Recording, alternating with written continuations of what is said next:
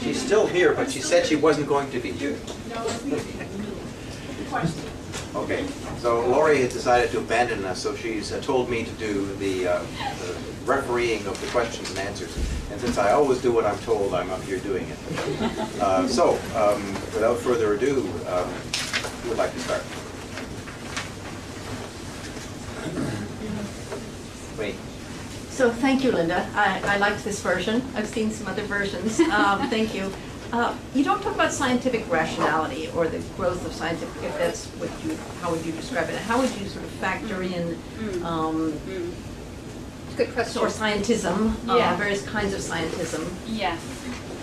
You'll sort of noticed on that one that science is, there's the 4. So it's quite important to about 20% of people when they get 4 reasons. Let's see when they got 1. Not very important when it's your only thing. People don't rely on it alone, but they obviously, many people think it's significant. There was quite a correlation between no religion and atheism and that. Science is much more important for those who are not as religious. Not completely, but some I guess I was asking for but not so much a subjective view, but as sort of your view in terms of an explanations or reasons. I mean, is scientific rationality an explanation? It's really struck me interviewing young people recently. Doing lots of interviews. Sorry, you can talk, Laurie. Just getting your own back. Talking to young people recently, they accepted Richard Dawkins' kind of scientific worldview. I mean, without demur, that was how the world is. But they nearly all said he's so old-fashioned and authoritarian. So they kind of accept the worldview, but they don't accept what he's saying about religion and how to live your life. So it's a bit of both somehow. Yeah. But trust in science is much lower. We're not looking to that for answers in the way that perhaps was once the case. David? I enjoyed your talk very much. One slide, I mean, perhaps it's a small thing. You said that one of the 5 reasons why we can't go back are the declining power of states and ideologies and the rise of the market and corporation. I mean, it seems to me that phrasing of it is, well, could be nuanced. Given that the spread of the free market is being done under a particular ideology, and I think it would be important to name neoliberalism at that point. And so I wonder if you reflect on neoliberalism as the context for these changes. So, so partly why I'm putting that up, I mean, there are lots of things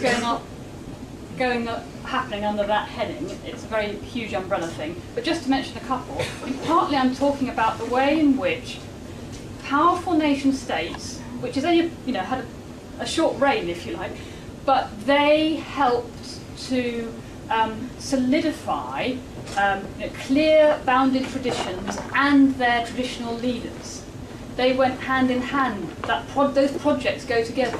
So they dissolve together as well. That's part of it. It's also about the whole mode of entrepreneurship becomes a possible mode for religion. So people set up their own religious stalls at will now, and that's taken for granted. It's also that consuming things, making our own choices, all those things sort of come into play.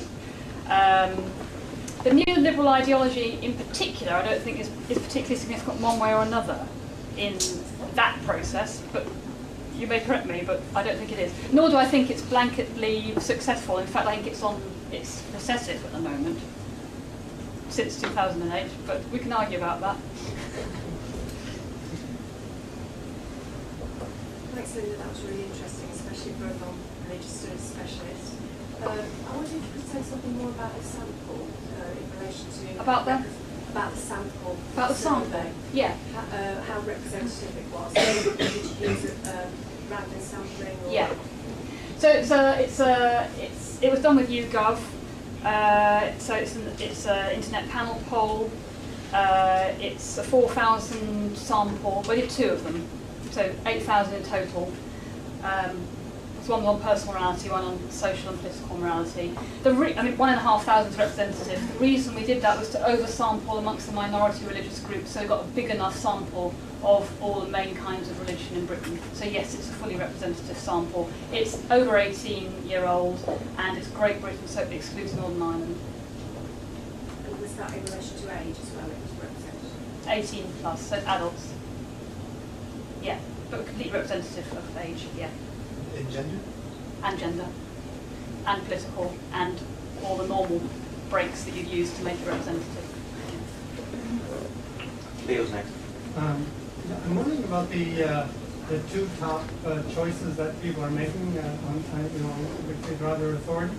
I'm always cautious about that because I wonder if, and then the other slide is the emergence of the marketplace as an increasingly dominant.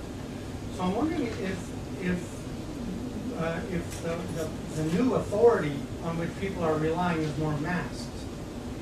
So the new authority, so we're thinking about authority in a particular way, which is related to institutions, but we have the emergence of another authority. I was interested in a remark earlier when we said, when somebody said, we feel like we're making our own choices about clothing, but actually when you look around, we all have this uniform, right? Whatever, jeans or whatever.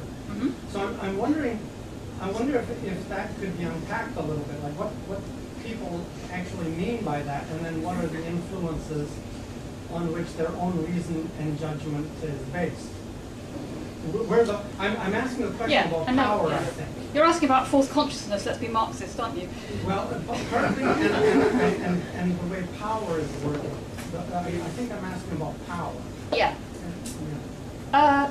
I mean, this is an attitude, if we're just looking at the survey, this is attitudinal. So we're not looking at the truth, we're looking at what people think they think about these things. So I have no way to know from a survey whether we are transparent to ourselves or whether we are all prey to false consciousness in what way. But I can tell the difference. I mean, I think there really is a difference. I mean, if that's the case, it's irresolvable, isn't it? Because we're probably all prey to false consciousness at the same amount at the same time, but we wouldn't know anyway. But there is a difference. When you talk to, I love interviewing old ladies, like over 80, because they're fantastically open and funny and clever and give you great tea and cakes as well. But they say, when they're talking about their religious lives, they often say things like, they'll talk about something and then they'll say, well, you'll think that was absurd, that we used contraception because the priest told us, say. And they sort of laugh and they say, but what else could we do? Or, but we never thought about it. Or, it's just the way it was. Now, young people never say things like that. So there is something of it, and they just wouldn't take it. And they'll say, my daughters would dream, they think I must have been mad, that they're kind of recognising that something's shifted, that we don't rely on authorities don't have that power in the way they once did. Over our religious life, I'm not saying everything. Could I relate Leo's question then about these first two to something you mentioned before you really started? I'm going to change this slide. No, just keep it up. Got a picture as well. It's not really a question about. It's a question about history. Yeah. Because right at the beginning you said that maybe these observations relate to those countries affected by the Reformation, those religions, both Catholic and Protestant. And I'd like you to reflect back on that in light of the findings, really. I mean, not least of all because these top two are about own reason and judgment and own intuition or feelings. So I'd like to interrogate you a bit more on the question of this initial assertion that at least this is happening in those countries which were affected by the Reformation, and whether therefore what we see is in any way related to that common history. How would you know, Kim? What would the test be to that? Well, I don't know, you're asking me a difficult question right now, but I just noticed that you didn't come back to the subject of the Reformation, having mentioned that at the beginning. Yeah. But also we get this